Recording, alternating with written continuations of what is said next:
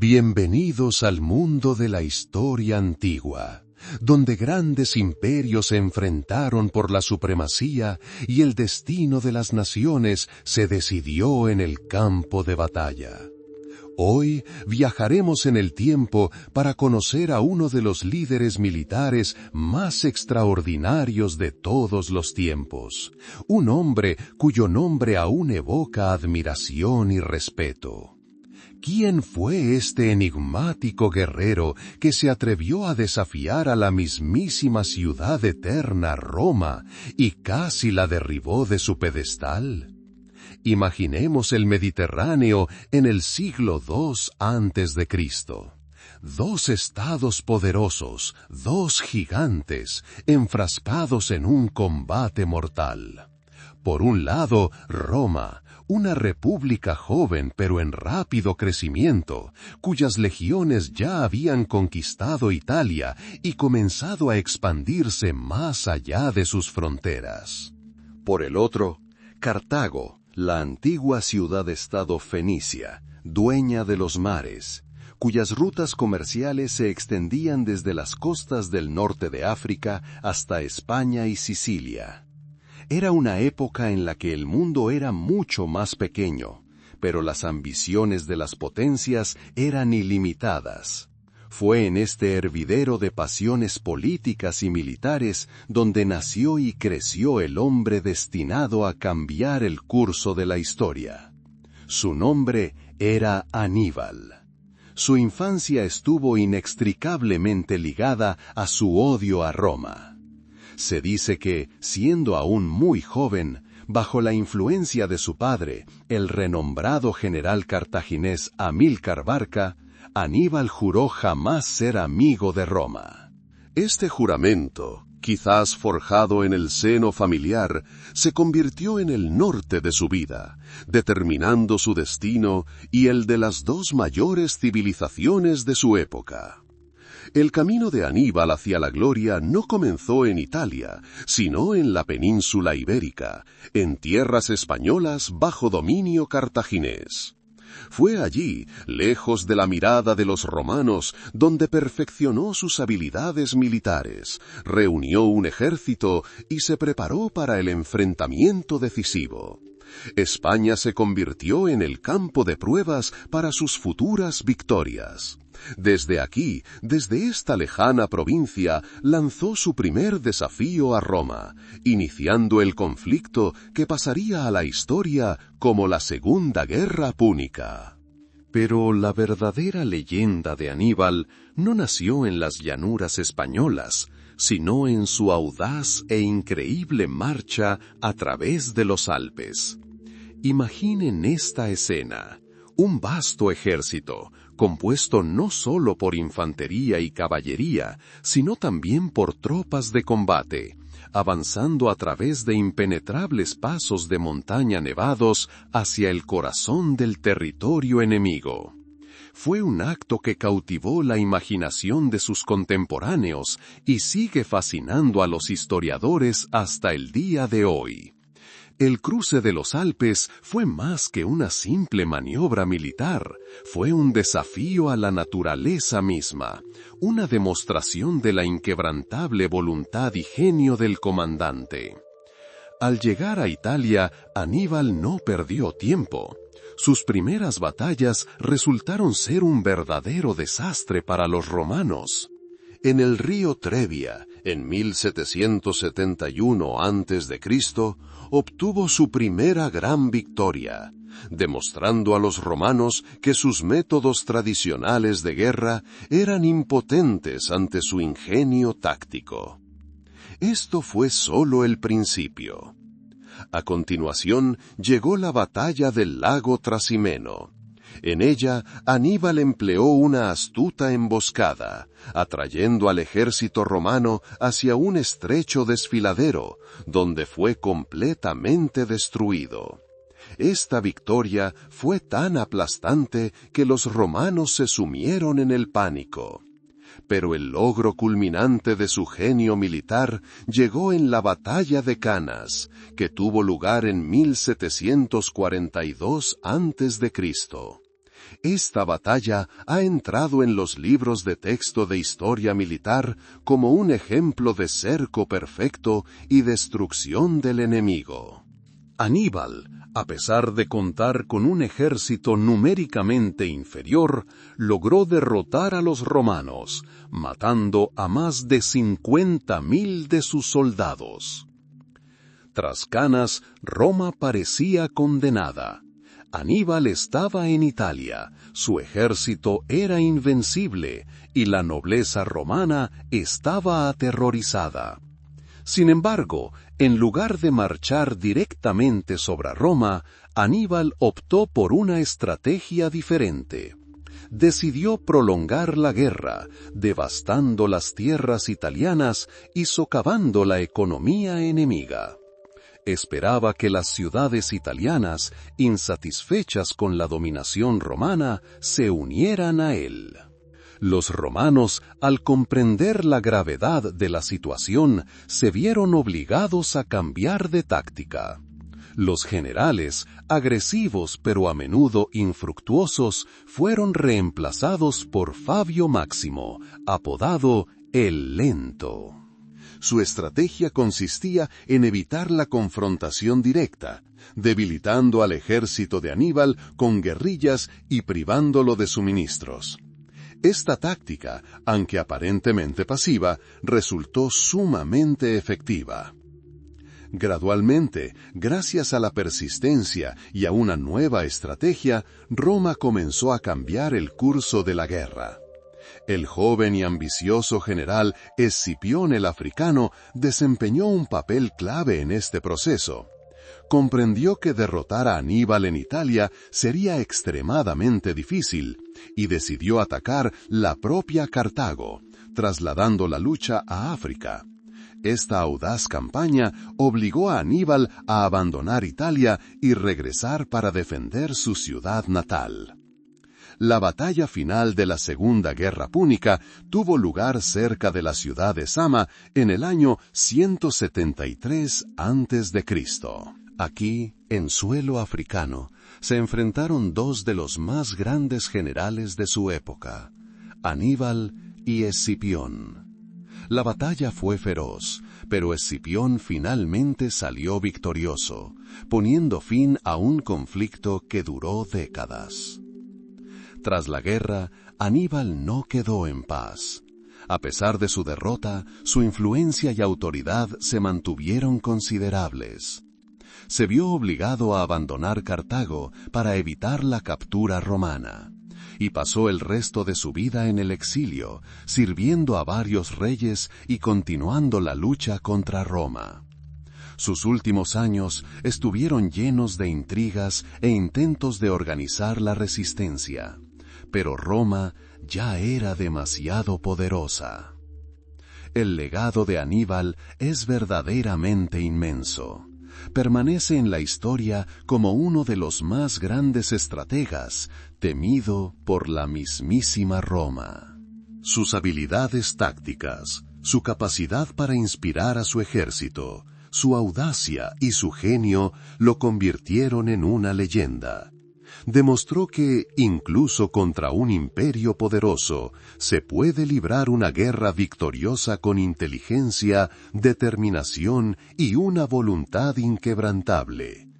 La historia de Aníbal es más que un simple relato bélico. Es una historia de genio humano, de fortaleza, de lucha contra el destino. Su huella en la historia de la guerra es verdaderamente eterna, recordándonos que, incluso en los momentos más oscuros, un hombre puede cambiar el curso de los acontecimientos y dejar una huella imborrable en la memoria de generaciones. En el centro de nuestra historia se encuentra Aníbal, el gran comandante que desafió a la poderosa Roma. Pero para comprender la magnitud de su hazaña, debemos mirar al pasado e imaginar el mundo en el que vivió. Un mundo dividido entre dos grandes potencias, Cartago y Roma. Cartago, situada en la costa norte de África, fue heredera de la civilización fenicia. Sus habitantes, hábiles marineros y comerciantes, construyeron un próspero imperio cuyas rutas comerciales se extendían mucho más allá del Mediterráneo. Cartago era una ciudad de contrastes, templos majestuosos y mercados bulliciosos, elegantes palacios y las humildes viviendas de los artesanos. La vida en Cartago era vibrante, impregnada del aroma de las especias, la brisa marina salada y el tintineo de las monedas. Los cartagineses valoraban la riqueza, la iniciativa y la fuerza de su armada. Su sociedad se asentaba sobre los cimientos de clanes familiares y poderosas familias de comerciantes que influían en la política de la ciudad. Al otro lado del Mediterráneo, en la península de los Apeninos, Roma cobraba fuerza. Esta ciudad, fundada por Rómulo en 1732 a.C., según la leyenda, comenzó siendo un pequeño asentamiento. Pero gracias a una férrea disciplina, una organización militar y una indomable voluntad de expansión, Roma se convirtió en una fuerza formidable. Los romanos eran pragmáticos y valoraban el orden, la ley y la destreza militar. Su sociedad era estrictamente jerárquica, con una clara división entre patricios y plebeyos. La vida cotidiana de los romanos estaba subordinada al ritmo del servicio militar, la agricultura y los deberes cívicos.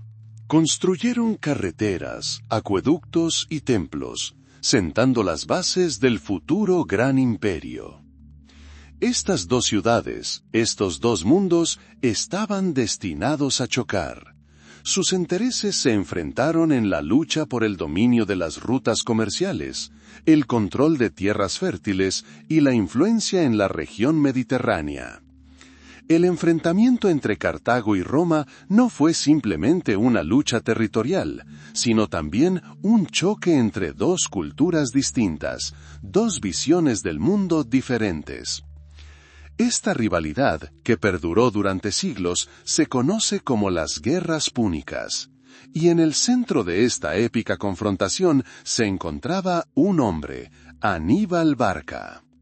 La infancia de Aníbal transcurrió en un ambiente marcado por la rivalidad con Roma. Nació alrededor del año 221 a.C., hijo del noble general cartaginés Amílcar Barca.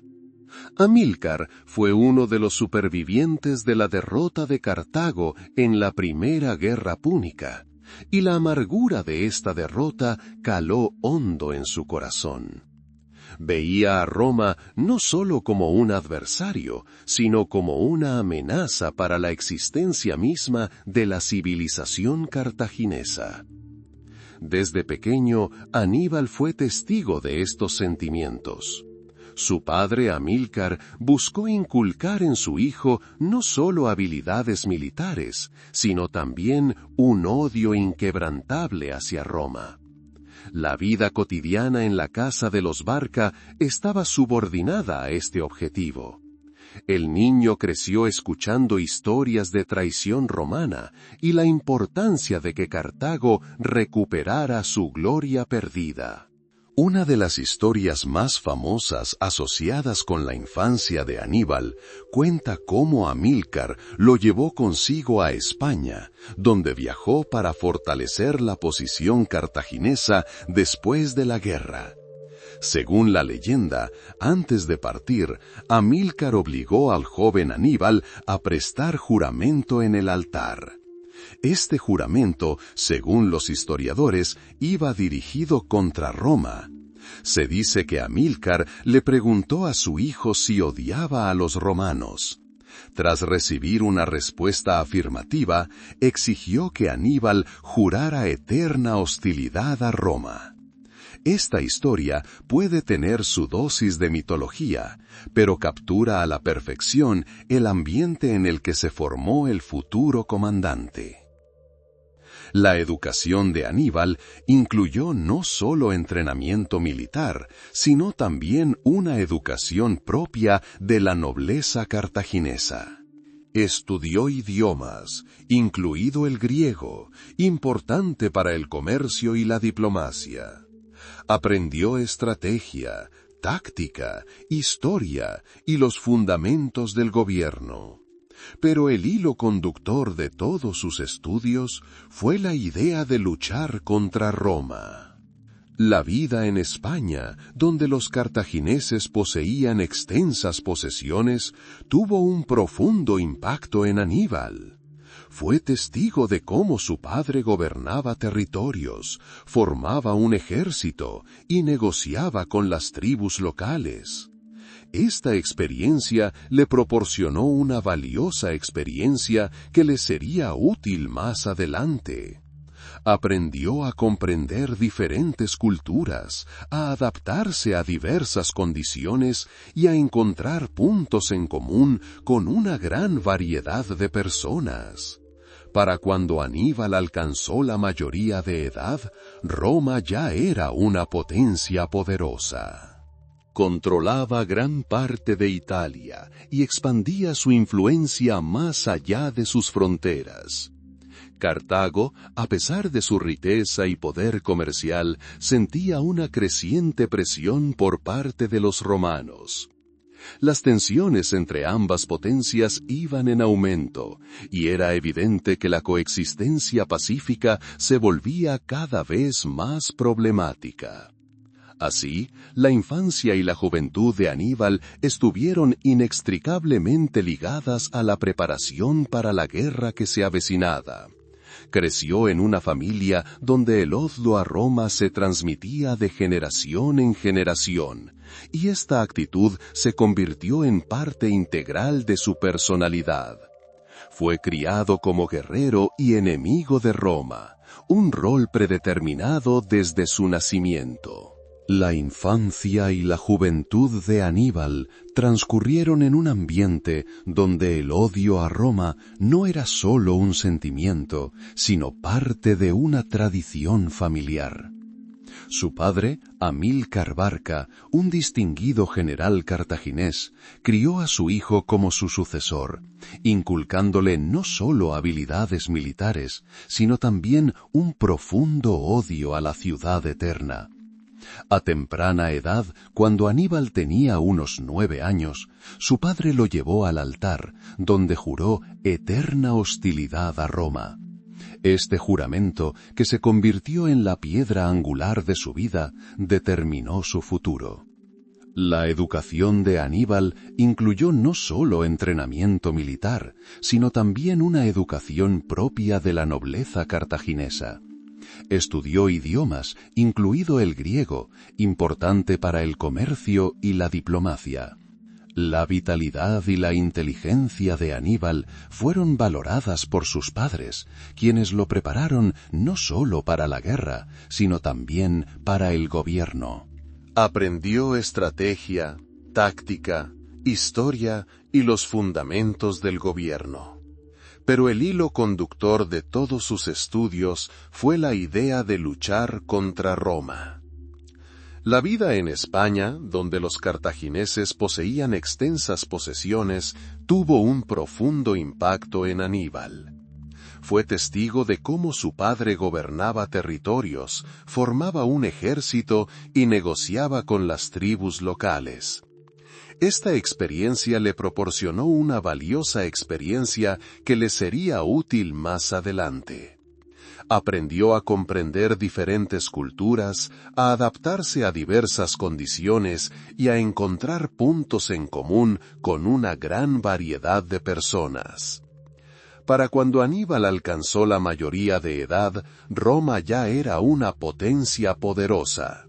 Controlaba gran parte de Italia y expandía su influencia más allá de sus fronteras. Cartago, a pesar de su riqueza y poder comercial, sentía una creciente presión por parte de los romanos.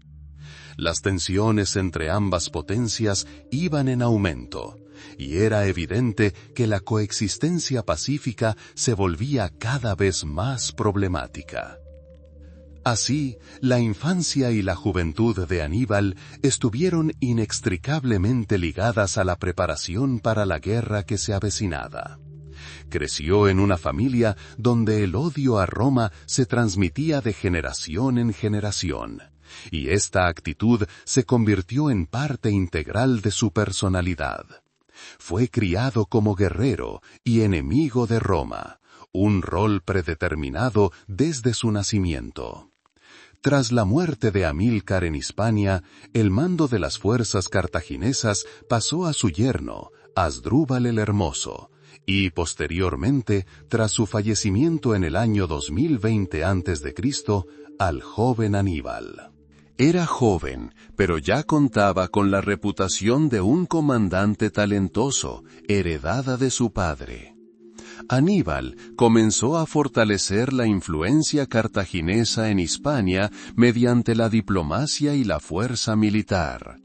Era hábil para encontrar puntos en común con las tribus ibéricas, muchas de las cuales eran hostiles a Roma. La Hispania cartaginesa se convirtió en su base, un lugar donde podía reunir y preparar un ejército para un ataque decisivo. El primer conflicto con Roma que afectó directamente a Aníbal comenzó por la ciudad de Sagunto. Ubicada en la actual España, esta ciudad se encontraba bajo protectorado romano. En el año 221 a.C., tras un largo asedio, Aníbal tomó Sagunto. Este suceso constituyó una violación directa del tratado entre Cartago y Roma, y sirvió de pretexto para declarar la guerra. Los romanos, indignados por las acciones cartaginesas, exigieron la extradición de Aníbal. El Senado cartaginés, presionado por el bando beligerante, se negó, y la Segunda Guerra Púnica comenzó en el año 2020 a.C. Aníbal, estratega, comprendió que la mejor defensa es un buen ataque. En lugar de esperar a los romanos en Hispania o África, decidió atacar el corazón mismo del enemigo, Italia. Fue una decisión arriesgada pero brillante. Comprendió que Italia, a pesar de su poderío, era vulnerable, especialmente si era atacada desde el norte, desde un territorio que los romanos consideraban seguro. Antes de emprender su campaña, Aníbal se aseguró de que su retaguardia en Hispania estuviera bien protegida. Dejó a su hermano Asdrúbal allí con parte del ejército para mantener el control de los territorios y continuar la lucha. El propio Aníbal reunió a las unidades más leales y preparadas para el combate de su ejército, incluyendo la experimentada caballería númida, la infantería ibérica y, lo más sorprendente, los elefantes de guerra. Estos animales, exóticos en Europa, estaban destinados a ser un arma formidable contra las legiones romanas. El viaje de Aníbal desde España hasta Italia fue increíblemente difícil. Cruzó los Pirineos y el sur de la Galia, donde se topó con tribus hostiles y condiciones adversas. Su ejército, compuesto por aproximadamente 50.000 infantes y 9.000 jinetes, se vio constantemente sometido a duras pruebas. El clima, las enfermedades, la escasez de alimentos y los ataques de los lugareños afectaron negativamente el número y la capacidad de combate de sus tropas. Sin embargo, Aníbal, con su carisma y talento militar, logró mantener la moral de sus soldados. Compartió con ellos todas sus dificultades, dando ejemplo de fortaleza y determinación. El cruce de los Alpes en el año 2009 a.C. fue la culminación de esta increíble marcha.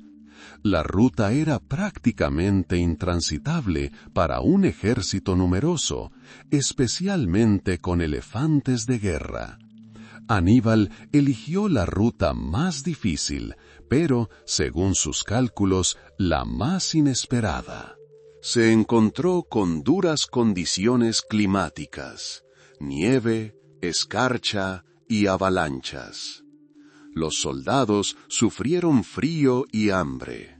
Muchos animales, incluidos elefantes, perecieron.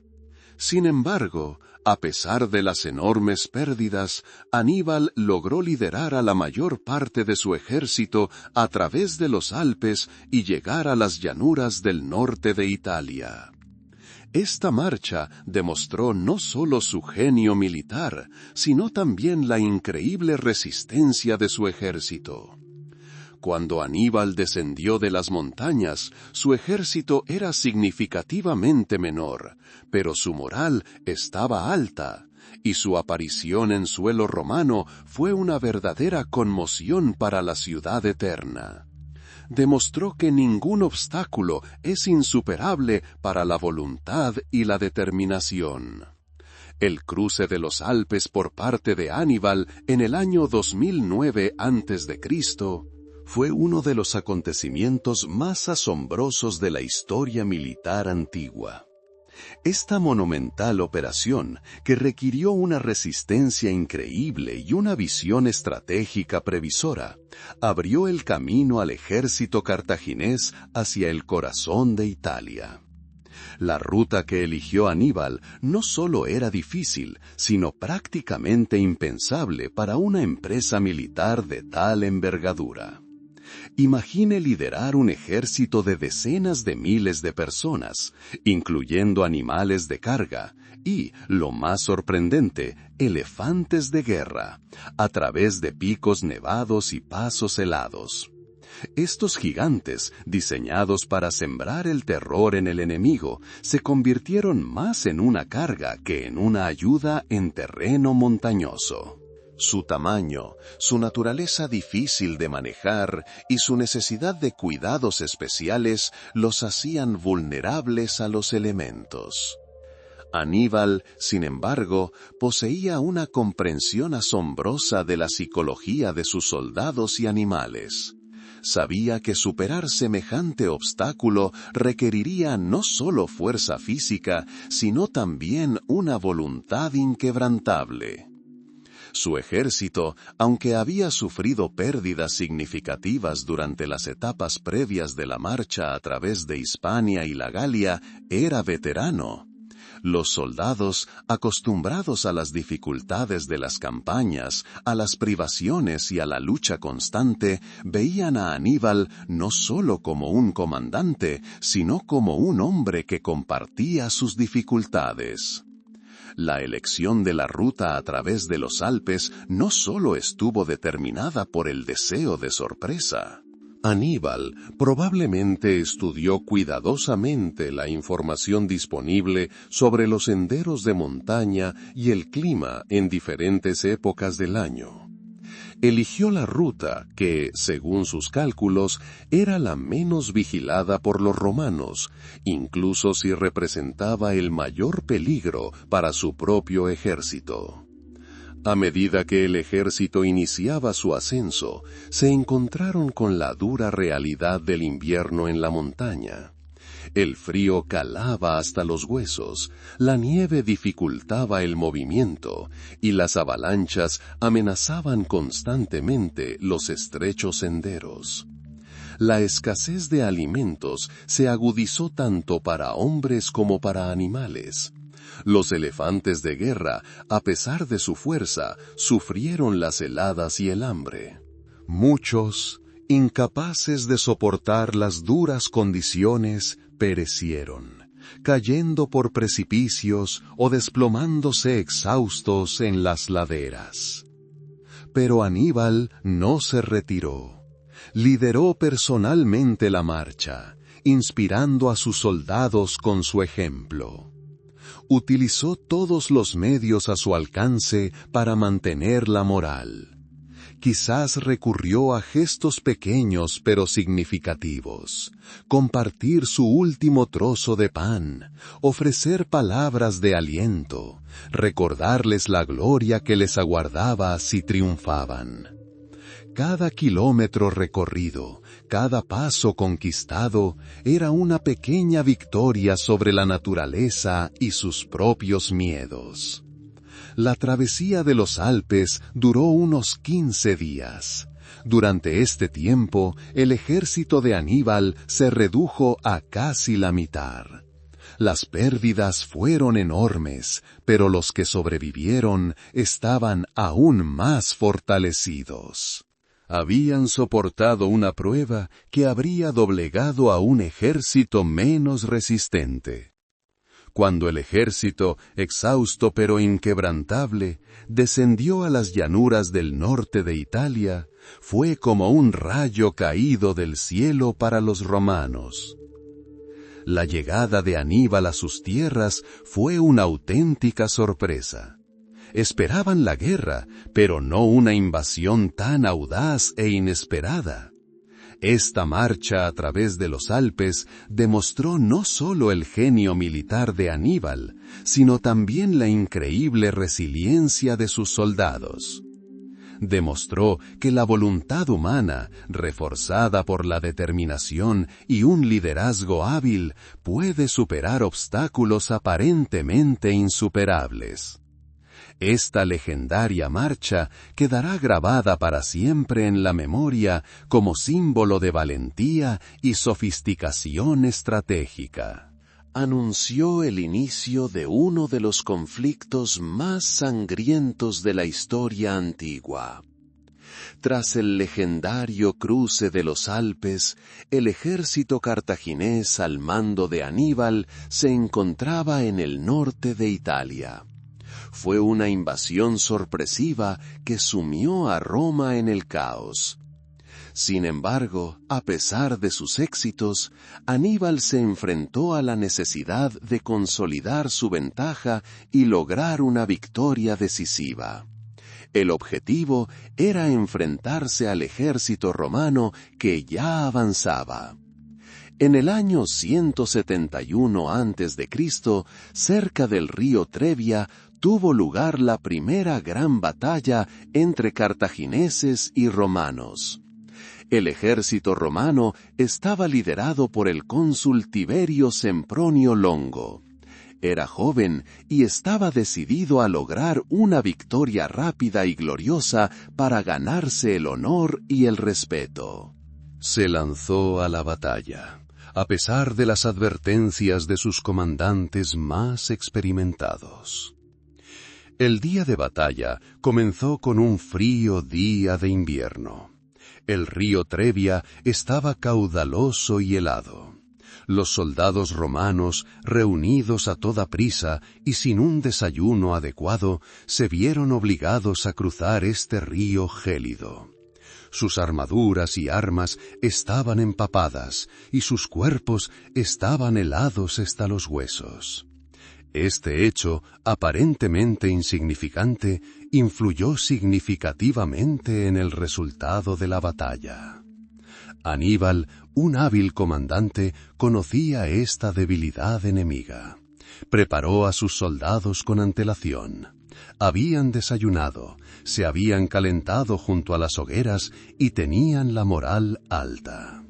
Aníbal también empleó una treta. Envió un destacamento de caballería númida con la intención de provocar a los romanos y obligarlos a romper filas.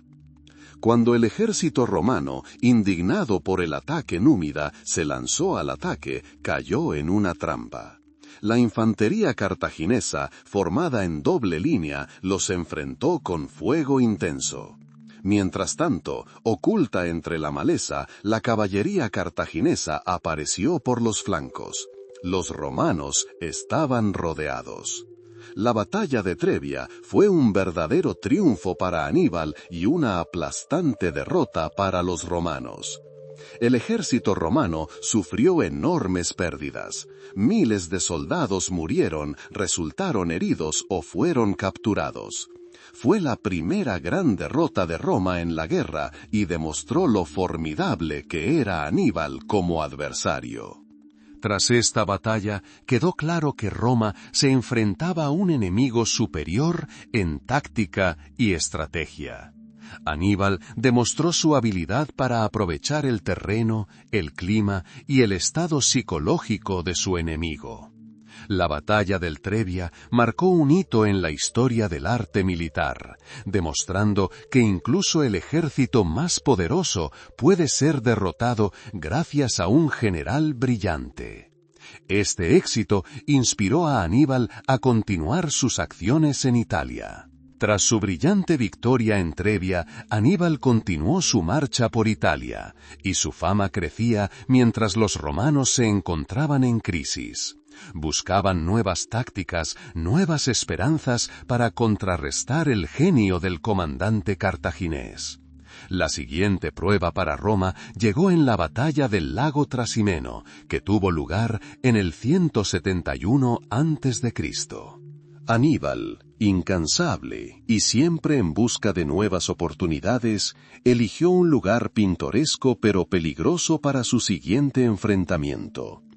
El lago Trasimeno se encontraba en un pintoresco valle rodeado de colinas y cubierto de densos matorrales.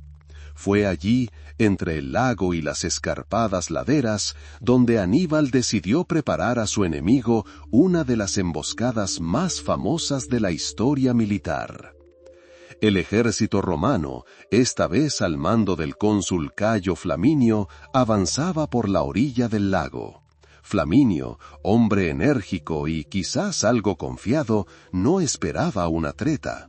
Ansiaba superar a Aníbal, librar una batalla decisiva y rectificar la derrota en Trebia.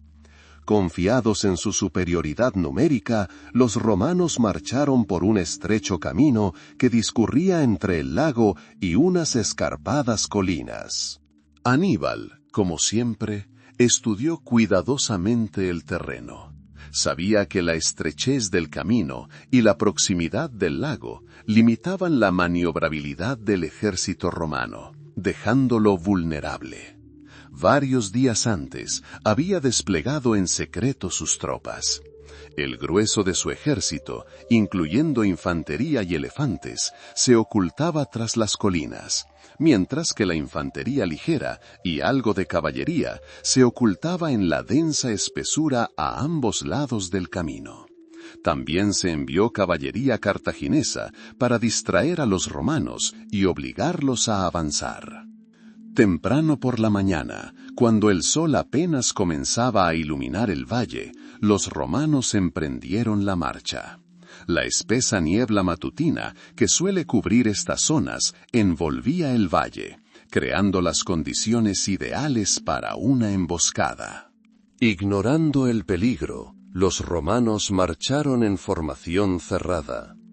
En un momento dado, cuando la mayor parte del ejército se encontraba en un estrecho tramo de carretera, rodeado por un lago y colinas, Aníbal dio la señal. La caballería cartaginesa, que apareció desde el frente, provocó a los romanos. Flaminio, deseoso de hacer retroceder al enemigo, ordenó a su ejército que acelerara el paso. En ese momento, una lluvia de flechas y lanzas cayó sobre los romanos desde detrás de las colinas y los matorrales. La infantería cartaginesa atacó desde el frente, mientras que los guerreros emboscados lo hicieron desde los flancos. Los romanos se encontraron atrapados, aislados por la retaguardia y acorralados entre el lago y el enemigo. El caos se apoderó del ejército romano. Los soldados rodeados no pudieron retirarse ni dar la vuelta. La niebla, que al principio parecía aliada de los romanos, solo aumentó su desorientación. La batalla se convirtió en una auténtica masacre. Los cartagineses, magníficamente preparados y conocedores de cada rincón del terreno, aniquilaron metódicamente a las legiones romanas. El cónsul Cayo Flaminio, al intentar organizar la resistencia, cayó en batalla. Su muerte minó por completo la moral romana. La mayor parte del ejército fue destruido o capturado. Fue una de las derrotas más catastróficas de la historia romana, quizás solo superada por la de Canas.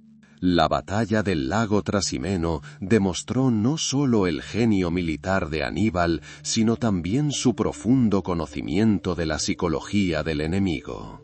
Sabía usar no solo la fuerza, sino también la astucia, creando situaciones en las que los romanos, a pesar de su valentía, se vieron indefensos.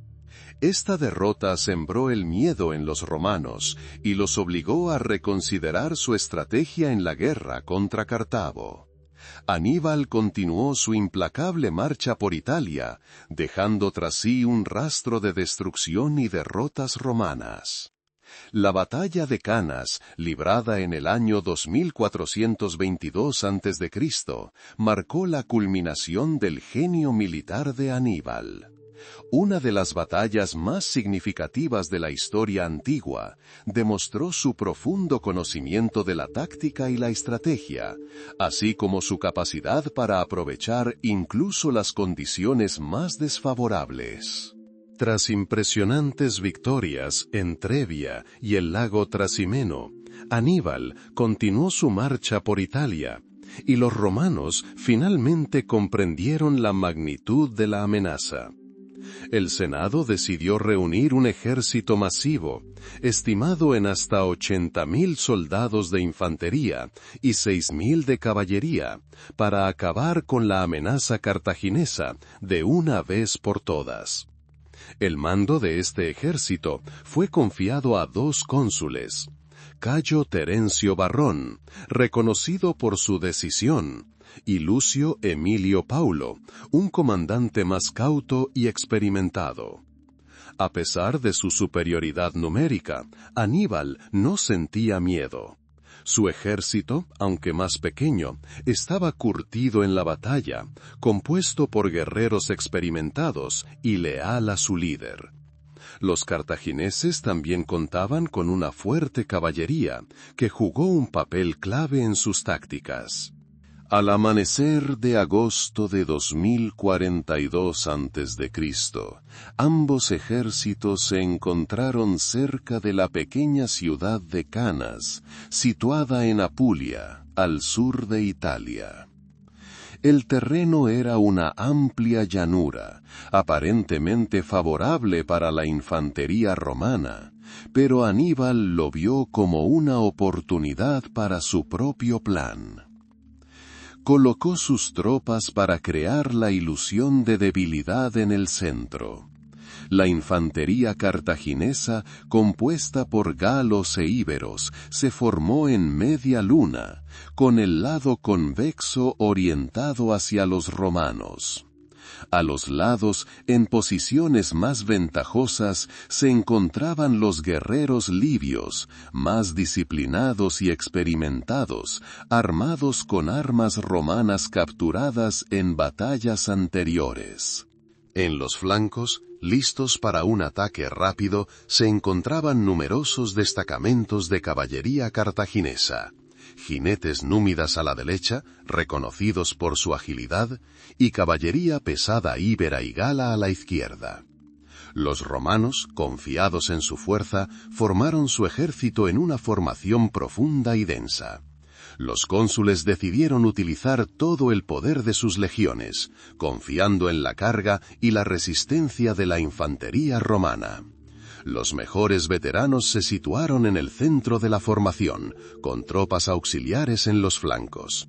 Varrón, el más agresivo de los cónsules, fue el primero en dar la orden de avance. A medida que las legiones romanas avanzaban, el centro de la formación cartaginesa, tal como Aníbal había planeado, comenzó a retirarse lentamente. Los galos e íberos parecían incapaces de resistir la embestida romana y cedieron gradualmente. Los romanos, al ver esto, consolidaron aún más sus filas, buscando romper las defensas enemigas. Sin embargo, esta retirada era solo parte de un astuto plan. A medida que la infantería romana avanzaba hacia el centro de la formación cartaginesa, intentando flanquear a las fuerzas en retirada, ocurrió algo inesperado. Los guerreros libios apostados en los flancos se giraron y atacaron a los romanos por los costados. Simultáneamente, la caballería cartaginesa, tras haber derrotado con éxito a sus oponentes en los flancos, flanqueó al ejército romano. La caballería númida, con facilidad y rapidez, atacó un flanco, mientras que la pesada caballería ibérica y gala, tras reprimir a la caballería romana, cerró el cerco por el otro lado. El ejército romano, en formación cerrada, se vio completamente rodeado. Los soldados, que habían confiado en la victoria, se vieron ahora apretujados, entre los libios que avanzaban por el frente y los flancos, mientras la formidable caballería cartaginesa los atacaba por la retaguardia. En el hacinamiento y el caos causados por el cerco, los romanos no pudieron usar sus armas con eficacia, luchar ni siquiera desplegarse. La batalla de Canas degeneró en una masacre monstruosa. Los cartagineses, actuando de forma coordinada y metódica, comenzaron a destruir las legiones romanas. Aníbal, observando la batalla desde una colina, demostró su completo dominio de la situación. Dirigió hábilmente sus fuerzas, aprovechando cada oportunidad para infligir el máximo daño al enemigo. Las pérdidas romanas fueron astronómicas. Se estima que entre 50 y 70.000 soldados romanos, incluyendo al cónsul Lucio Emilio Paulo. Cayo Terencio Varrón, a pesar de sus intentos de resistencia, se vio obligado a huir del campo de batalla. Fue una de las derrotas más aplastantes de la historia romana, que infundió un miedo perdurable en los corazones de los romanos y se convirtió en un símbolo del genio militar de Aníbal. Los historiadores militares aún estudian las tácticas de Aníbal en Canas. Su habilidad para aprovechar el terreno, la psicología enemiga y diversos tipos de tropas, especialmente la caballería, para crear un doble envolvimiento, se convirtió en un ejemplo clásico de arte militar. Esta batalla marcó la cúspide de su carrera en Italia, demostrando que incluso contra un enemigo numéricamente superior, la victoria puede lograrse mediante la inteligencia, la astucia y una ejecución impecable. Tras su triunfo en Canas, que parecía presagiar una victoria inminente, Aníbal se enfrentó a una difícil decisión estratégica. Se encontraba en territorio enemigo, en Italia, donde su ejército, aunque curtido en la batalla, se encontraba lejos de sus costas, y Roma, a pesar de su aplastante derrota, seguía siendo una fuerza poderosa. En lugar de marchar sobre Roma, lo que habría sido una empresa extremadamente arriesgada, Aníbal optó por una táctica prolongada.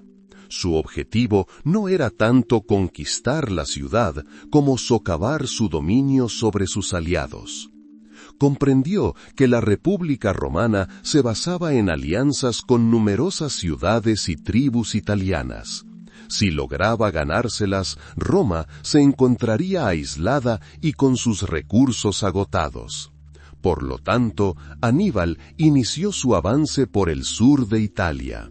No buscó batallas rápidas y decisivas, sino que prefirió asediar las ciudades leales a Roma y persuadir u obligar a desertar a las que vacilaban. Durante este período, la vida italiana continuó con la normalidad que la guerra permitió. Los campesinos continuaron cultivando sus tierras, aunque bajo la constante amenaza de incursiones. Las ciudades continuaron con su vida cotidiana, pero con cierta inquietud. El comercio se resintió, por supuesto, pero no cesó por completo. Las autoridades romanas, recuperadas del impacto de Canas, comenzaron a reconsiderar su estrategia. Era evidente que los enfrentamientos directos con el ejército de Aníbal eran ahora extremadamente peligrosos. Aníbal, por su parte, intentó presentarse no solo como un conquistador, sino también como un liberador del yugo romano. Mostró respeto por las costumbres de los pueblos conquistados, procuró no perturbar sus prácticas religiosas y preservó su autogobierno en la medida de lo posible. Esto le ayudó a ganarse la simpatía de la población local. Sin embargo, a pesar de su éxito en la conquista de algunas ciudades como Capua, la segunda ciudad más grande de Italia, y muchas comunidades samnitas y apulias, Aníbal no logró una ruptura total entre Roma y sus aliados. Muchas ciudades, a pesar de la amenaza, o incluso de que sus vecinos se hubieran unido a los cartagineses, permanecieron leales a Roma. Su lealtad se vio reforzada no solo por el temor a las represalias romanas, sino también por los antiguos vínculos comerciales y políticos. El ejército de Aníbal, compuesto por un grupo diverso de pueblos, númidas, íberos, galos y libios, también atravesaba dificultades. Carecía de un suministro constante de refuerzos y recursos desde Cartago. El gobierno cartaginés, receloso del ascenso al poder de su comandante y reacio a dedicar todos sus recursos a la campaña italiana, envió solo una ayuda limitada. Esto significó que Aníbal tuvo que depender principalmente de lo que pudo conseguir en Italia y del reclutamiento de mercenarios locales, lo cual no siempre era fiable. Mientras tanto, Roma, aunque debilitada, no se rindió. Su fuerza residía en su tenacidad y capacidad para recuperarse de la derrota. El Senado, a pesar del horror causado por Cannas, no negoció con Aníbal. En cambio, comenzó a recurrir a una nueva táctica, que pronto adquirió su nombre y se convirtió en un símbolo de la fortaleza romana. Esta nueva estrategia estaba diseñada para debilitar al enemigo, privarlo de la capacidad de asestar nuevos golpes contundentes y recuperar gradualmente el control de los territorios perdidos. La respuesta romana, Fabio Máximo y las nuevas tácticas. Tras la aplastante derrota en Canas, que parecía irreparable, el Senado romano se enfrentó a una disyuntiva: capitular o buscar un nuevo camino. Y Roma, a pesar de la profunda herida, se negó a doblegarse. Optó por este último camino, el de la tenacidad y la sabiduría. Fue en este momento crítico que emergió un hombre cuyo nombre se convirtió en sinónimo de cautela y moderación estratégica: Quinto Fabio Máximo Verrucoso. Recibió el apodo de Cuncator, que significa lento. Este apodo, que inicialmente se le dio con un dejo de desdén, se convirtió más tarde en una muestra de respeto por su brillante estrategia. Fabio Máximo era un líder militar experimentado que ya había ocupado cargos consulares y contaba con una larga trayectoria. Comprendía perfectamente que un enfrentamiento frontal con el ejército de Aníbal, curtido en batalla y liderado por un brillante general, sería ahora un suicidio. El ejército romano necesitaba reconstruirse y replantear sus estrategias tácticas. Fabio Máximo propuso un enfoque bélico completamente diferente. Su estrategia consistía en evitar las batallas campales, debilitar al enemigo con pequeñas escaramuzas, cortar sus líneas de suministro y gradualmente, paso a paso, recuperar el territorio perdido. La idea de Fabio Máximo era sencilla, pero requería una disciplina y una paciencia increíbles. Comprendía que Aníbal, al encontrarse en tierra extranjera, necesitaba un suministro constante de víveres y refuerzos. Si se veía privado de ellos, su poderoso ejército comenzaría a debilitarse. Por lo tanto, las tropas de Fabio Máximo siguieron a Aníbal por toda Italia, pero manteniendo una distancia prudencial. No entraban en batalla a menos que tuvieran una clara ventaja. En cambio, quemaban campos, envenenaban pozos y destruían aldeas que podrían haber servido de refugio o fuente de recursos para los cartagineses. Así, el ejército de Aníbal, aunque lograba victorias locales, se encontraba en una especie de jaula de oro. Podía moverse, pero no encontraba víveres ni podía asestar un golpe decisivo. Esta táctica fue extremadamente impopular entre el pueblo romano y muchos líderes militares. Tras Canas, el pueblo ansiaba venganza. Deseaba ver al ejército romano desafiar de nuevo a Aníbal y acabar con él. La idea de retrasar parecía cobarde. Tribunos y generales jóvenes y ambiciosos, como Minucio, criticaron abiertamente a Fabio Máximo, acusándolo de prolongar la guerra y desaprovechar las oportunidades. Sin embargo, Fabio Máximo, apoyado por una parte del Senado, se mantuvo firme. Comprendía que la mayor fortaleza de Roma residía en sus recursos y su capacidad de recuperación, no solo en su poderío militar. La vida cotidiana en Italia durante este período estaba llena de incertidumbre. En el norte, donde se desarrollaban la mayoría de las campañas, la población a menudo se encontraba entre dos fuegos. Las ciudades que se aliaron con Aníbal como Capua luchaban por mantener el orden y asegurar los suministros. Mientras tanto, las ciudades que permanecieron leales a Roma vivían con el temor constante de las incursiones del ejército cartaginés. Los campesinos buscaron refugio en fortalezas o trasladaron a sus familias y propiedades a lugares más seguros. Las rutas comerciales se volvieron menos fiables, lo que afectó a la economía. La estrategia de Fabio Máximo, aunque lenta, empezó a dar frutos. El ejército de Aníbal, incapaz de reabastecerse, empezó a escasear. Sus soldados, acostumbrados al combate activo, comenzaron a desmoralizarse. Poco a poco, Roma recuperó el control de territorios. Pequeñas ciudades y comunidades, al ver que Aníbal no podía brindarles protección permanente, volvieron a inclinarse hacia Roma. Esta nueva táctica, surgida de la necesidad y la desesperación, demostró la notable fortaleza del sistema político romano y el carácter romano. El Senado, a pesar de las divisiones internas, logró apoyar a su general cuando fue necesario. Comprendieron que la guerra no se trata solo de batallas, sino también de estrategia, paciencia y capacidad de adaptación. Fabio Máximo, con su ejemplo, demostró que, a veces, la mejor manera de derrotar a un enemigo no es destruirlo por completo, sino dejarlo indefenso, privándolo de la capacidad de actuar.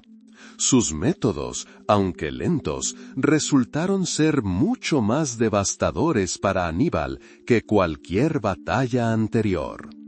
Esta nueva fase de la guerra, iniciada con la cautela de Fabio Máximo, sentó las bases para el futuro resurgimiento de Roma y su victoria final. A pesar de todas las dificultades, Roma no se rindió. La estrategia de Fabio Máximo, aunque no le trajo victorias rápidas, fue debilitando gradualmente a las fuerzas de Aníbal. En ese momento, una nueva fuerza se estaba consolidando en Roma, un nuevo comandante destinado a cambiar el curso de la guerra. Su nombre era Publio Cornelio Escipión. y más tarde pasaría a la historia como el africano. Escipión era joven, pero ya se había distinguido en batalla. Había observado las acciones de Aníbal, estudiado sus tácticas y comprendió que derrotar a semejante adversario requería no solo valentía, sino también innovación. Vio que la guerra en Italia se prolongaba y que el ejército cartaginés, a pesar de sufrir bajas, seguía representando una seria amenaza. Escipión propuso un plan arriesgado, pero al final brillante: llevar la guerra a territorio enemigo, a África. La idea era audaz. El ejército romano, debilitado por años de guerra, navegaría a través del mar para atacar la propia Cartago. Era similar a cómo Aníbal había invadido Italia en su día.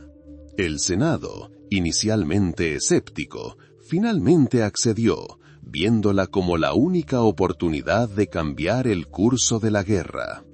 En 1943 a.C., Escipión recibió el mando del ejército y partió hacia Hispania, primero para consolidar el dominio romano allí y reunir los recursos necesarios. España era un importante escenario de operaciones militares en aquella época. Las fuerzas cartaginesas estaban estacionadas allí bajo el mando de los hermanos de Aníbal, Asdrúbal y Magón. Escipión demostró un liderazgo militar excepcional. Capturó ciudades clave, incluyendo Cartago Nueva, una importante base de abastecimiento para los cartagineses. Sus acciones en España fueron rápidas y decisivas. Utilizó con destreza la información obtenida de los residentes locales y se adaptó rápidamente a la situación cambiante. La vida en España en aquella época era difícil. Las tribus locales se veían a menudo envueltas en conflictos entre Roma y Cartago. Los campesinos intentaban administrar sus tierras, pero la constante amenaza de guerra perturbaba su modo de vida tradicional. Las ciudades se convirtieron en centros comerciales donde confluían diferentes culturas. Los romanos trajeron sus costumbres, pero también aprendieron de los lugareños. Escipión, durante su estancia en España, se distinguió no solo como guerrero, sino también como diplomático, capaz de encontrar puntos en común con diferentes pueblos. Tras una exitosa campaña en España, Escipión reunió a su ejército y sus barcos. Comprendió que el tiempo apremiaba. Aníbal seguía en Italia, y su presencia allí seguía agotando los recursos de Roma. Por lo tanto, Escipión decidió actuar con rapidez. En 905 a.C., su flota zarpó de Sicilia rumbo a África. La llegada del ejército romano a África causó conmoción. Tribus locales, como los númidas, eran aliados de Cartago desde hacía mucho tiempo, pero su lealtad a menudo dependía de la fuerza y el éxito.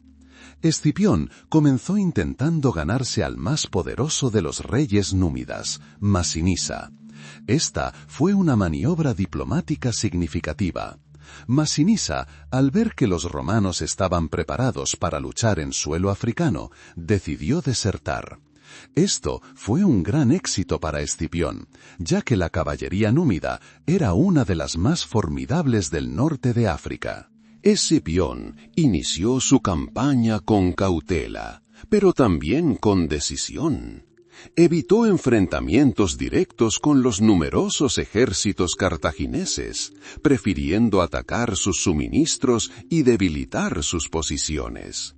Comprendía que el objetivo principal era la propia Cartago, pero para lograrlo, primero necesitaba asegurar su retaguardia y conseguir el apoyo de las fuerzas locales. Asedió y capturó pequeñas ciudades, demostrando su fuerza y determinación. Cartago, amenazada, se vio obligada a retirar a Aníbal de Italia. Este fue un momento decisivo. Aníbal, quien había luchado con éxito durante tantos años en suelo extranjero, ahora tenía que regresar a su patria para defenderla. Llegó a África, reunió a los restos de sus fuerzas y reclutó nuevos soldados. La tensión aumentaba. Ambos bandos se preparaban para la batalla final que decidiría el destino de la Segunda Guerra Púnica. Escipión, respaldado por Masinisa y su caballería númida, estaba listo para la batalla decisiva. Eligió el campo de batalla en función del terreno y la disposición de sus tropas.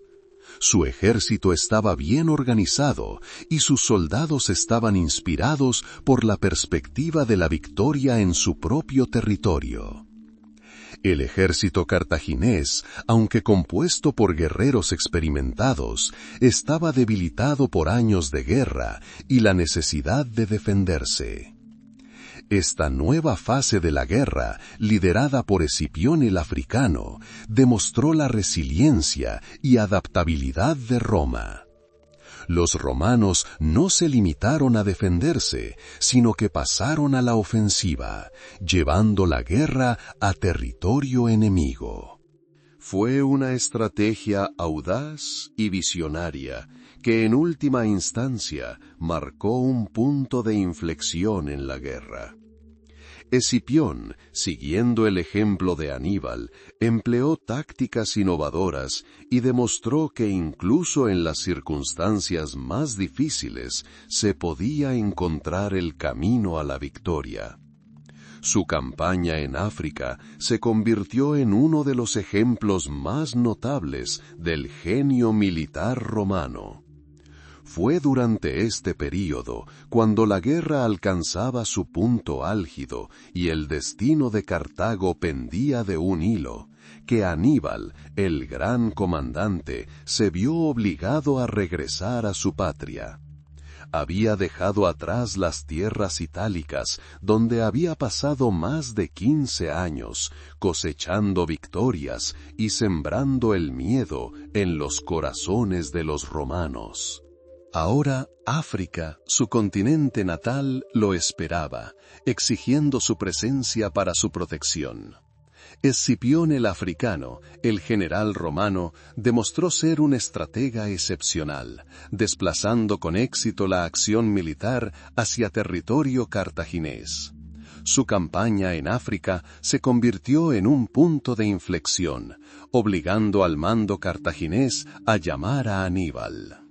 Escipión, anticipando el posible regreso de Aníbal, realizó preparativos meticulosos. Comprendió que enfrentarse al mayor general de su época requeriría su máxima concentración y el uso de todos los recursos disponibles. Formó una alianza con el rey númida Masinisa, cuya caballería era famosa por su velocidad y maniobrabilidad. Esta caballería resultó invaluable en batallas posteriores. Escipión eligió el lugar para la batalla decisiva, una llanura cerca de la ciudad de Sama, también conocida como Sama Regia. Este lugar no fue elegido al azar. Ofrecía amplio espacio para la maniobra de la caballería y también permitía a la infantería romana desplegarse en formación de batalla. Al llegar a África, Aníbal se enfrentó a una tarea difícil.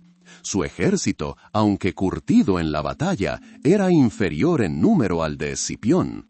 Además, tuvo que reclutar nuevos soldados, incluyendo reclutas sin experiencia. No obstante, Aníbal gozaba de una autoridad indiscutible entre sus tropas y su presencia inspiraba confianza. Contaba también con el apoyo de la nobleza y el pueblo cartagineses. Pero la situación política en Cartago era inestable y no todos estaban dispuestos a brindarle todo su apoyo. Corría el año 2052 a.C., cuando los dos grandes ejércitos se encontraron en Zama. Escipión formó sus tropas en 3 líneas. La primera estaba formada por veteranos, la segunda por nuevos reclutas y la tercera por los restos de las fuerzas aliadas. También colocó su caballería en los flancos y elefantes en el centro, con la intención de romper las líneas enemigas. Aníbal, por su parte, también utilizó elefantes, pero su formación era más arriesgada. Colocó a sus veteranos en el centro, con la esperanza de que resistieran la embestida romana. En los flancos colocó mercenarios, y luego la milicia cartaginesa. La batalla comenzó con una carga de elefantes. Aníbal esperaba que sembraran el pánico entre las filas romanas, como ya había sucedido antes. Sin embargo, Escipión había previsto esta maniobra. Los disciplinados legionarios romanos no se dejaron llevar por el pánico. Abrieron fuego con sus lanzamisiles y, a medida que los elefantes se acercaban, abrieron paso entre sus filas, permitiéndoles pasar ilesos. Algunos elefantes resultaron heridos y, presas del pánico, contraatacaron, causando daños a las tropas de Aníbal. Tras el fracaso con los elefantes, comenzó la batalla principal. La infantería romana, bien entrenada y disciplinada, comenzó a avanzar lenta pero firmemente. La caballería númida de Masinisa, con una velocidad superior, flanqueó al ejército cartaginés y atacó su retaguardia. Este fue un golpe demoledor. El ejército cartaginés se vio atrapado entre la infantería romana y la caballería númida. A pesar de la superioridad numérica del enemigo y el fracaso de sus elefantes, Aníbal continuó luchando con su tenacidad característica. Lideró personalmente la batalla en el centro, intentando apoyar a sus soldados. Sin embargo, las fuerzas eran desiguales. Los legionarios romanos, inspirados por la presencia de Escipión y la perspectiva de la victoria final, lucharon con increíble valentía. El ejército cartaginés comenzó a retirarse y luego se dispersó por completo.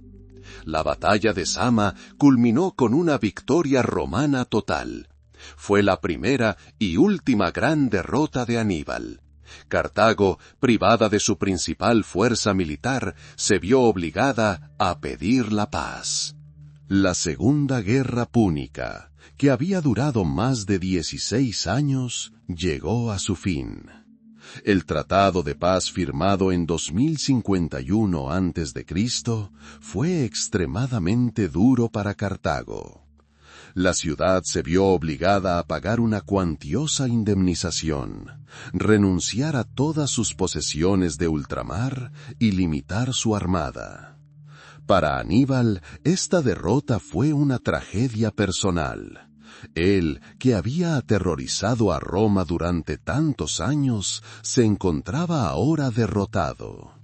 Sin embargo, incluso en la derrota, demostró su nobleza. No huyó del campo de batalla, sino que permaneció junto a sus soldados, intentando salvar tantas vidas como fuera posible. Tras la batalla de Zama, Aníbal no abandonó sus esfuerzos por defender su ciudad. Participó en la vida política de Cartago, intentando reformar su administración y fortalecer sus defensas. Sin embargo, los romanos, temiendo su regreso, continuaron presionando a Cartago.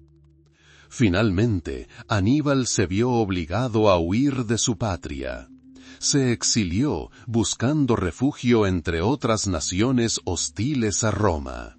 Sirvió al rey Antíoco III de Siria y luego al rey Prusias I de Bitinia. Dondequiera que iba, seguía representando una amenaza para Roma. Los romanos, recordando sus hazañas, nunca lo olvidaron. Enviaron agentes tras él, y finalmente, en 1905 a.C., Aníbal, acorralado, prefirió la muerte a la vergüenza de ser capturado. Se envenenó para evitar caer en manos romanas. La batalla de Zama marcó la culminación de la Segunda Guerra Púnica. Fue una batalla que determinó el curso de la historia mediterránea durante siglos. Roma, victoriosa, se convirtió en la potencia dominante de la región, y su imperio inició una rápida expansión. Aníbal, a pesar de su derrota, permanecerá para siempre en la historia como uno de los más grandes generales de todos los tiempos. Su genio militar, sus tácticas y su estrategia siguen siendo estudiados y admirados hasta el día de hoy. Demostró que incluso la nación más poderosa puede ser desafiada, y que el espíritu y la determinación pueden resistir a fuerzas superiores. Ahora que hemos concluido nuestro relato de la batalla de Zama, detengámonos un momento para reflexionar sobre quienes vivieron en esa época. La vida de la gente común, ya fuera en Roma o Cartago, estaba estrechamente ligada a la guerra. La agricultura, el comercio, incluso las preocupaciones cotidianas, todo podía verse perturbado por las noticias de la llegada de ejércitos o los nuevos impuestos para financiar las campañas militares. En el campo, la vida transcurría con más calma. Pero incluso allí, los hombres solían partir a la guerra, dejando atrás a mujeres y niños. Las ciudades eran centros de artesanía y comercio, pero también lugares donde se acumulaban noticias y rumores, donde se discutía sobre política y acontecimientos militares.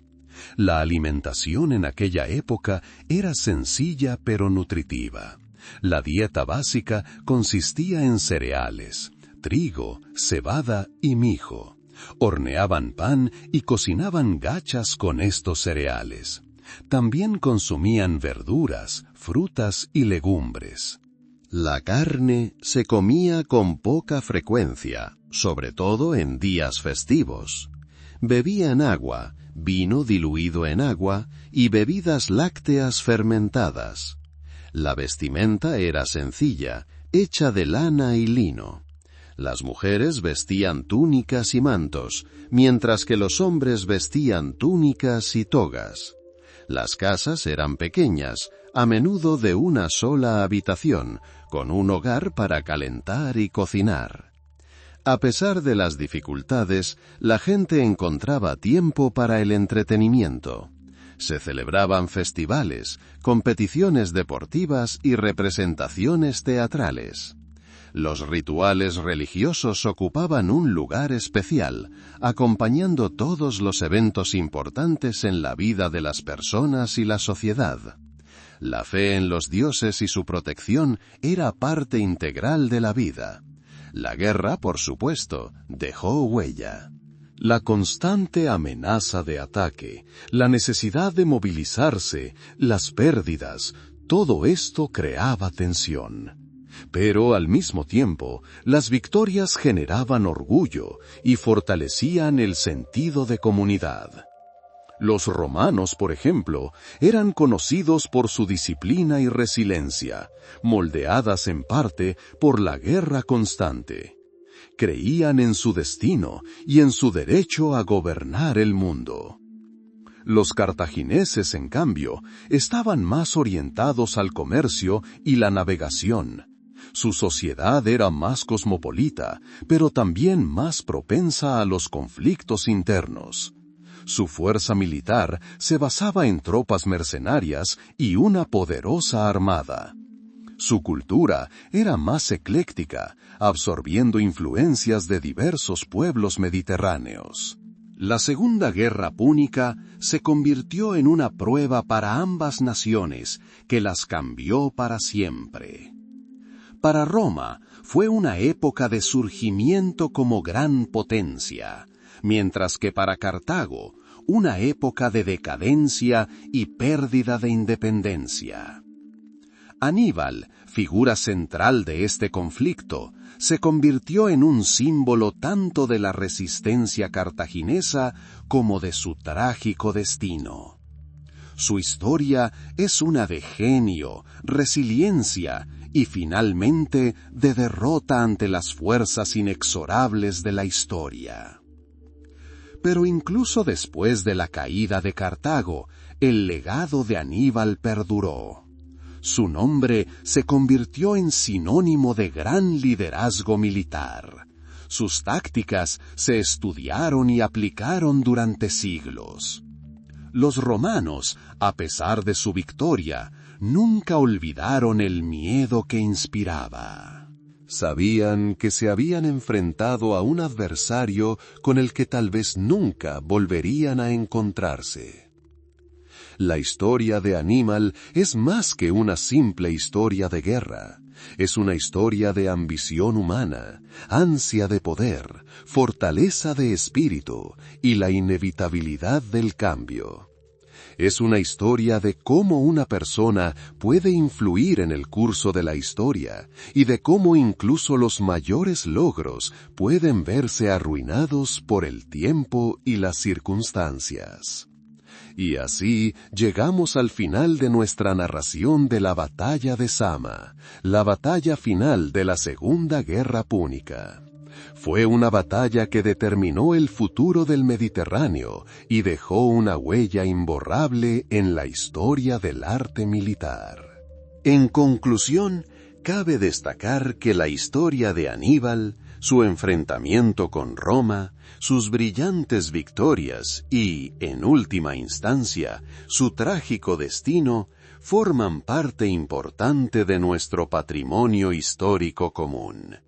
Nos recuerdan la complejidad de las relaciones humanas, el coste de la guerra y la fortaleza que puede surgir incluso en las circunstancias más difíciles.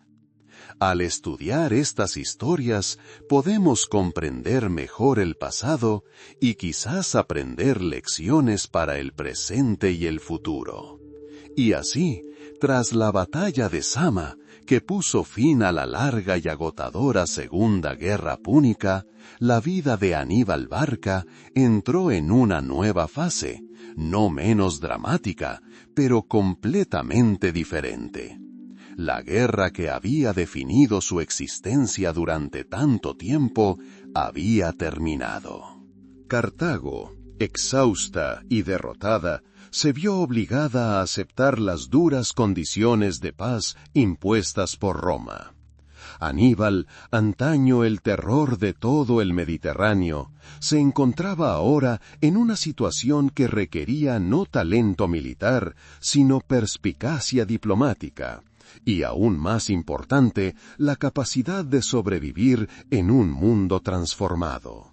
Los romanos, aunque victoriosos, no podían olvidar el miedo que este hombre les había inspirado. Sabían que, mientras Aníbal viviera, seguiría siendo una amenaza potencial. Por lo tanto, una de las condiciones del Tratado de Paz fue la confiscación de la flota de Cartago, una vasta extensión de territorio, y, lo más importante para Aníbal, la prohibición de desarrollar una política exterior independiente. Además, los romanos exigieron la rendición del propio Aníbal. Sin embargo, los cartagineses, incluso humillados, se negaron a dar ese paso. En cambio, obligaron a Aníbal a renunciar a todos los cargos públicos y a reducir su influencia política. Aníbal, hombre de honor y leal a su familia, no podía permanecer en Cartago sabiendo que su presencia podría avivar el conflicto. Comprendió que sus ambiciones, su afán de grandeza, que en su día lo habían llevado a la victoria, se habían convertido en la causa de su derrota. En 1950 a.C., aproximadamente un año después de la batalla de Zama, Aníbal decidió abandonar su ciudad natal.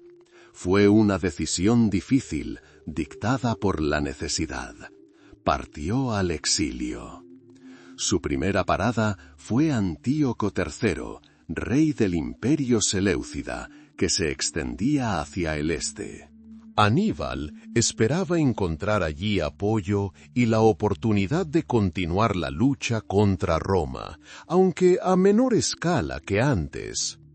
Llegó a Antioquía, la capital del imperio, y fue recibido con honores. Antíoco, deseoso de expandir su territorio y desafiar la influencia romana, vio en Aníbal un valioso aliado. Sin embargo, a pesar del entusiasmo del rey, la acción militar bajo el liderazgo de Aníbal no tuvo el éxito esperado. Los romanos, con una organización y disciplina superiores, lograron imponerse a las fuerzas de Antíoco. En 946 a.C., tras la derrota de Antíoco en la batalla de Magnesia, Aníbal se encontró en una situación difícil. Tras esta derrota, Aníbal se vio obligado a buscar refugio de nuevo. Se trasladó a Armenia, donde sirvió como asesor del rey Artaxerxes I. Allí, según algunos relatos, participó en la construcción de la ciudad de Artashat, que se convirtió en la nueva capital de Armenia. Fue una época de relativa calma, durante la cual Aníbal pudo dedicarse a asuntos ajenos a la guerra. Incluso se dice que contribuyó al desarrollo de la cultura y el Estado armenios. Sin embargo, esta paz fue temporal para él. Los romanos vigilaban de cerca sus movimientos. En 939 a.C., mientras Aníbal se encontraba en Bitinia, en la costa del Mar Negro, se enteró de que los romanos finalmente lo habían atrapado. Los romanos, temiendo que Aníbal volviera a aliarse con un enemigo, enviaron una embajada exigiendo su extradición. Aníbal, al darse cuenta de que no tenía otro lugar a donde huir, y no dispuesto a caer vivo en manos de sus enemigos, tomó una decisión desesperada. Tomó veneno, que, según se dice, siempre llevaba consigo en caso de semejante desastre. Esto ocurrió en 938 a.C. Aníbal tenía unos 65 años. Su muerte marcó el fin de una era.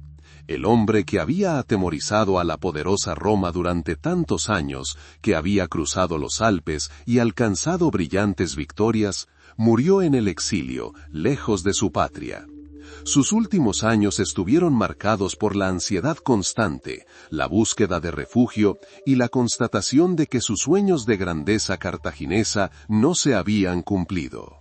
La vida de Aníbal en el exilio, a pesar de su trágico final, también nos permite vislumbrar la vida cotidiana de aquella época, aunque desde la perspectiva de la élite. Podemos imaginar cómo él, un gran comandante, se veía obligado a depender de la hospitalidad y las intrigas políticas de los reyes. Sus interacciones con los gobernantes, sus consejos en asuntos militares, su participación en la construcción de ciudades, todo esto sugiere que, incluso en el exilio, siguió siendo una figura activa e influyente. La vida cotidiana de quienes rodeaban a Aníbal probablemente estaba llena de tensión. Vivían en un mundo donde la guerra era una amenaza constante y las alianzas políticas podían desmoronarse de la noche a la mañana. Sirvientes, guardaespaldas y cortesanos, todos presenciaron sus últimos años, su lucha con el destino. Para ellos, quizá fuera más que un exiliado, sino un recordatorio de su antigua gloria y la fragilidad del poder. Detalles interesantes, aunque no impactantes, de sus últimos años incluyen sus intentos de aplicar sus conocimientos a la construcción y la fortificación. Por ejemplo, las historias sobre su participación en la planificación de Armenia o cómo asesoraba a reyes en asuntos militares revelan su versatilidad. No solo era un guerrero, sino también un estratega, y quizás incluso un ingeniero. Pero incluso después de su muerte, la historia de Aníbal no terminó. Su legado perduró. Los romanos victoriosos se vieron obligados a reconocer su genio. Estudiaron sus tácticas, sus estrategias, su capacidad para inspirar a sus soldados. Su nombre se convirtió en sinónimo de un gran comandante, temido y respetado. El exilio y los últimos años de Aníbal son un capítulo crucial en su historia, demostrando que incluso los héroes más grandes pueden afrontar las dificultades y la derrota. Es un recordatorio de que la historia no siempre culmina en triunfo, y que incluso en las circunstancias más difíciles, una persona puede mantener la dignidad y la resiliencia. Su muerte no fue un final, sino una transición a otra dimensión, la dimensión de la leyenda, donde su nombre perdurará para siempre como símbolo de desafío, genio y espíritu inquebrantable. El legado de Aníbal no es simplemente una historia de genio militar, sino también una profunda reflexión sobre cómo un solo hombre puede dejar una huella imborrable en la conciencia de toda una civilización. Su nombre, pronunciado en la antigua Roma, inspiraba admiración y respeto, y sus tácticas se estudiaron durante siglos. Los romanos que lo derrotaron se vieron obligados a reconocer sus excepcionales habilidades. Lo vieron no solo como un enemigo, sino como un estudiante cuyas lecciones resultaron invaluables para su propio arte militar. Tras la Segunda Guerra Púnica, que dejó profundas cicatrices tanto en Cartago como en Roma, los romanos analizaron a fondo las causas de sus derrotas pasadas. La figura central de estas reflexiones fue, por supuesto, Aníbal. Su capacidad para liderar a su ejército a través de obstáculos insalvables, su dominio del terreno y la psicología del enemigo, su evasividad en la península itálica, todo ello se convirtió en objeto de estudio.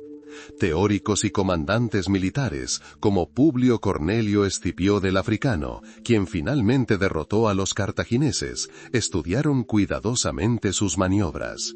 Buscaban comprender cómo logró victorias tan aplastantes como las de Trebia, el lago Trasimeno y Canas. Se prestó especial atención a su estrategia. Aníbal no buscó la captura inmediata de Roma. En cambio, optó por debilitar a su enemigo destruyendo a sus aliados y agotando sus recursos. Esta estrategia, conocida como la estrategia dilatoria, era nueva para los romanos. Estaban acostumbrados a campañas rápidas y decisivas. Aníbal, sin embargo, los obligó a librar una guerra larga y agotadora en su propio territorio, lo cual era psicológica y económicamente agotador. Ante esta nueva realidad, los romanos comenzaron a buscar sus propios medios para contrarrestarla. Fue entonces cuando Quinto Fabio Máximo, apodado el Lento por sus tácticas cautelosas, cobró protagonismo. Evitó la confrontación directa con Aníbal, prefiriendo debilitar a su ejército con pequeñas escaramuzas, cortando las líneas de suministro y evitando grandes batallas. Esta táctica, aunque impopular entre la población romana, resultó eficaz para frenar el avance cartaginés. El legado de Aníbal también quedó patente en la forma en que su nombre se convirtió en sinónimo. Para los romanos, Aníbal representaba la amenaza militar definitiva. Incluso siglos después, cuando Roma se había convertido en un imperio global, el temor al posible regreso de un enemigo como Aníbal seguía vigente. Historiadores y escritores usaron su imagen para ilustrar los peligros que podían acechar a un estado. Su nombre se convirtió en sinónimo de un brillante líder militar, temido y respetado incluso por sus enemigos. Es importante comprender que el legado de Aníbal no se limitó al ámbito militar. Su capacidad para inspirar a su diverso ejército, compuesto por mercenarios y aliados de diversas lenguas y culturas, también fue notable. Logró crear un sentido de unidad y lealtad, una hazaña difícil de alcanzar durante una prolongada campaña lejos de casa. Esta capacidad de liderazgo para unir a la gente bajo una sola bandera también dejó huella en la historia. Los romanos, al estudiar a Aníbal, no se limitaron a adoptar sus métodos tácticos. Aprendieron de él su resiliencia, su capacidad de adaptación a circunstancias cambiantes y su fortaleza. Incluso después de su derrota y exilio, su influencia en el pensamiento militar romano siguió siendo significativa. Su nombre se convirtió en un recordatorio de que incluso la nación más poderosa puede ser doblegada ante un adversario superior. En la vida cotidiana de los romanos de aquella época, especialmente durante las guerras, la imagen de Aníbal era omnipresente. Las madres podían asustar a sus hijos con su nombre para animarlos a comportarse bien. Los soldados podrían haberse inspirado en las historias de sus hazañas para superar la adversidad. Su influencia permeaba la cultura, la vida cotidiana y los cimientos mismos de la identidad romana. El estudio de Aníbal por parte de los romanos no era solo un ejercicio académico, era una necesidad para la supervivencia. Tras una guerra tan devastadora, Roma no podía permitirse que volviera a ocurrir una amenaza similar. Por ello, invirtieron un enorme esfuerzo en comprender qué hacía a Aníbal tan peligroso. Analizaron sus decisiones estratégicas, sus maniobras tácticas, su logística y su capacidad para evaluar a sus oponentes. Por ejemplo, su cruce de los Alpes alrededor del año 171 a.C. fue un acontecimiento que conmocionó profundamente a los romanos. Nadie esperaba que un ejército, incluyendo elefantes de guerra, superara una barrera tan natural. Demostró su determinación y su disposición a llegar a los extremos para lograr sus objetivos. Ante esto, los romanos se dieron cuenta de que su enemigo operaba fuera de su comprensión habitual de la guerra. Las batallas de Trebia, 2023 a.C., y del lago Trasimeno, 2022 a.C., fueron particularmente instructivas. En estas batallas, Aníbal empleó astutas emboscadas y fintas que resultaron en pérdidas catastróficas para los romanos.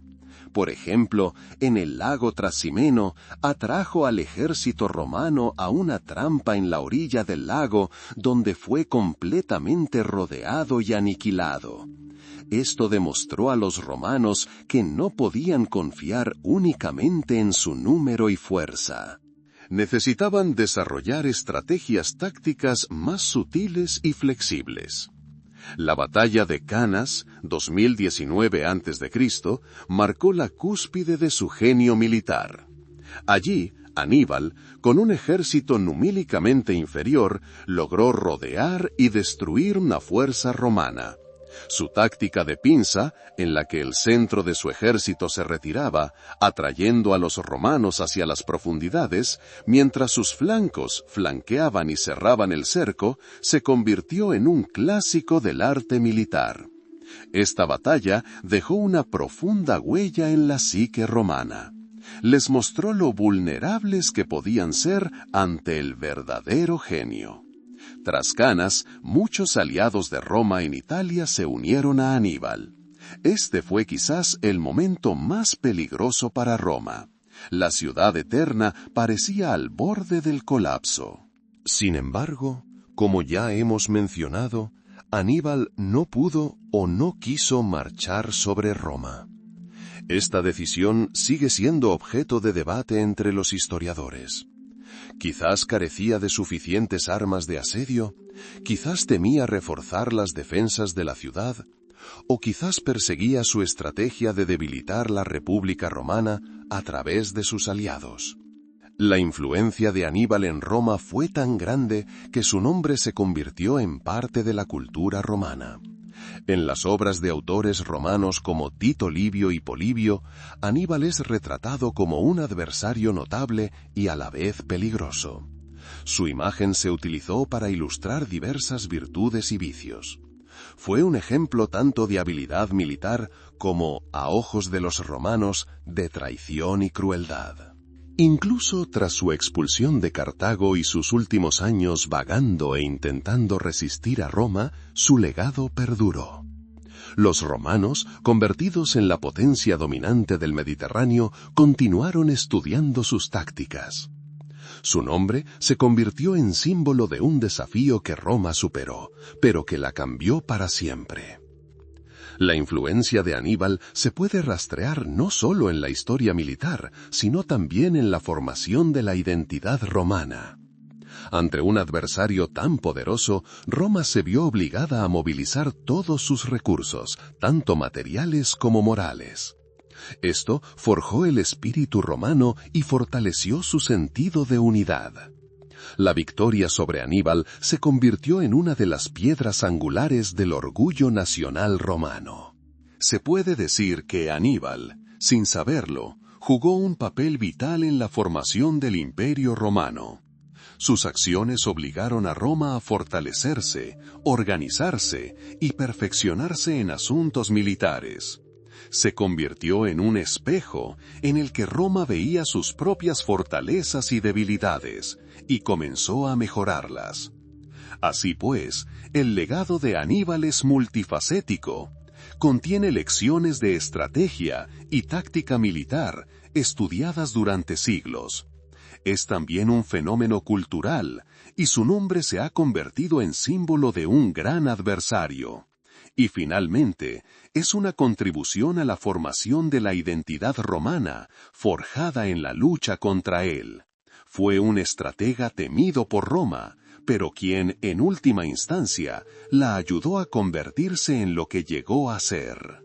Su nombre está grabado para siempre en la historia como símbolo de gran desafío y espíritu inquebrantable. Y así, al llegar al final de nuestro recorrido por la vida y las hazañas de Aníbal, podemos afirmar con seguridad que su historia es más que un simple relato de batallas y conquistas. Es la historia de un choque de civilizaciones, de una voluntad inquebrantable, y de cómo incluso los desafíos más formidables pueden convertirse en una fuente de crecimiento y desarrollo. Hemos visto cómo dos poderosas ciudades, Cartago y Roma, compitieron por el dominio en el mundo antiguo. Hemos seguido la trayectoria del joven Aníbal, cuya infancia estuvo marcada por un juramento que determinó su futuro destino. Lo hemos acompañado en las pruebas de Hispania, en la legendaria travesía de los Alpes, que aún asombra por su audacia. Hemos sido testigos de sus brillantes victorias en Trebia, el lago Trasimeno y, por supuesto, en Canas, donde demostró la cumbre de su habilidad militar. También aprendimos sobre la prolongada estrategia que empleó en Italia y cómo Roma, ante un adversario tan formidable, se vio obligada a buscar nuevos enfoques y a desarrollar su pensamiento militar.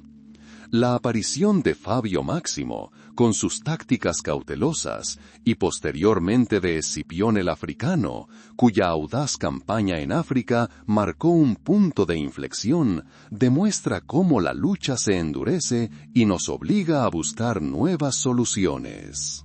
Y finalmente, la batalla de Zama, que puso fin a la Segunda Guerra Púnica, marcó la culminación de este largo y agotador conflicto. También hablamos de los últimos años de Aníbal, su exilio y sus intentos de continuar la lucha. Pero incluso en estas andanzas, en su afán por resistir a Roma, era evidente la misma voluntad inquebrantable que lo convirtió en leyenda. Y así, al repasar todo este recorrido, vemos que el legado de Aníbal va mucho más allá de las victorias y derrotas militares. Se convirtió en símbolo de un desafío que Roma superó, pero que la cambió para siempre. Ante semejante adversario, Roma se vio obligada a movilizar todos sus recursos, tanto materiales como morales. Esto forjó el espíritu romano, fortaleció su sentido de unidad y se convirtió en una de las piedras angulares de su orgullo nacional. Se puede decir que Aníbal, sin saberlo, jugó un papel vital en la formación del Imperio Romano. Sus acciones obligaron a Roma a fortalecerse, organizarse y perfeccionarse en asuntos militares. Se convirtió en un espejo en el que Roma veía sus propias fortalezas y debilidades y comenzó a mejorarlas. Así pues, el legado de Aníbal es multifacético. Contiene lecciones de estrategia y táctica militar que se han estudiado durante siglos. Es también un fenómeno cultural, pues su nombre se ha convertido en sinónimo de un gran adversario, digno de respeto incluso de los vencedores. Y por último, es su contribución a la formación de la identidad romana, forjada en la lucha contra él. Fue un estratega al que Roma temía, pero que, en última instancia, contribuyó a convertirla en lo que llegó a ser. Su nombre está grabado para siempre en la historia como símbolo de gran desafío y espíritu inquebrantable. Pero hoy, al concluir nuestra historia, queremos centrarnos en el lado pacífico de la historia, en cómo los acontecimientos pasados, incluso aquellos tan turbulentos como las guerras, finalmente conducen a la paz y al desarrollo. Roma, tras derrotar a su principal adversario, no se durmió en los laureles. Continuó su camino, absorbiendo los mejores logros de los pueblos conquistados y construyendo su civilización sobre los cimientos forjados en la batalla. Esta lucha, paradójicamente, contribuyó al desarrollo de la cultura, el derecho, la arquitectura y la filosofía. Los romanos se convirtieron en grandes constructores, legisladores y pensadores, y esto fue posible en gran medida gracias a las lecciones que aprendieron de sus conflictos, incluyendo su enfrentamiento con un estratega tan destacado como Aníbal. Hoy, al reflexionar sobre el pasado, vemos no solo el drama y la destrucción, sino también las semillas sembradas para el futuro. La historia de Aníbal nos recuerda que incluso en los momentos más difíciles de la historia se encuentra el potencial para un mayor crecimiento. Nos recuerda que el espíritu humano es capaz de superar las dificultades, aprender de los errores y reconstruir. Que esta historia sea un recordatorio sereno de que la historia, incluso la más dramática, puede contenerse en el tranquilo fluir del tiempo. Que sea una fuente no de ansiedad, sino de comprensión de cómo el pasado moldea el presente. Que te brinde una sensación de plenitud, paz y confianza en que todos los acontecimientos, por turbulentos que parezcan, forman parte de un proceso mayor y continuo. Y ahora, al despedirnos de una era de grandes guerras y grandes comandantes, permítanme desearles un sueño reparador, lleno de paz y armonía. Que los recuerdos del pasado se desvanezcan, dejando solo la serena alegría del aprendizaje y una sensación de profunda y serena paz. Que su sueño sea tan ligero y tranquilo como el fluir del tiempo, que nos lleva a todos hacia nuevos amaneceres.